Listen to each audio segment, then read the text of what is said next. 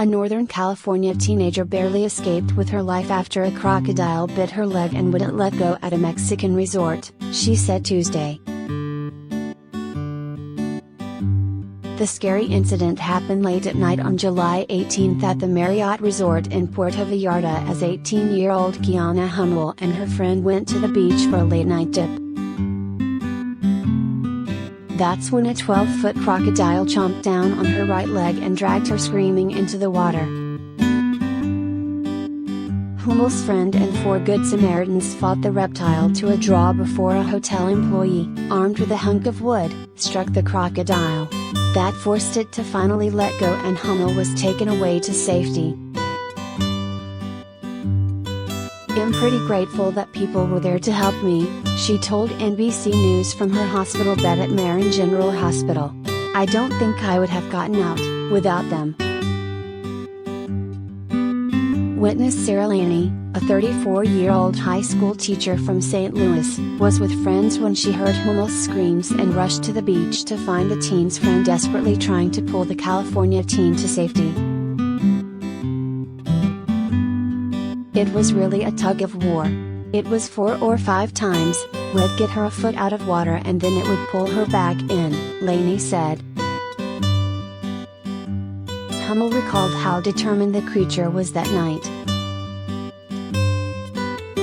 "It didn't want to give up. It, first, went for my right leg and pulled me under the water, and then went for my left leg and pulled me back into the water again," she recalled. With the tug-of-war going nowhere, the rescuers changed tactics. After about 30 seconds of reevaluating the situation, we all decided we needed to start throwing things at it. "It wasn't letting go," Laney said. "We were throwing shoes, we were throwing rocks, we were throwing anything we could find, but it wasn't anything big enough." Laney, in Mexico to celebrate her completion of chemotherapy, said she shudders to think what would have happened if Hummel were alone that night or if the wood-wielding employee hadn't shown up. "We go on the trip to celebrate life and then, the last day, this happens," the teacher said. "I can't stop thinking about it. Had we not been there, I just don't know." Hummel had been set to start her freshman year at Sacramento State this fall.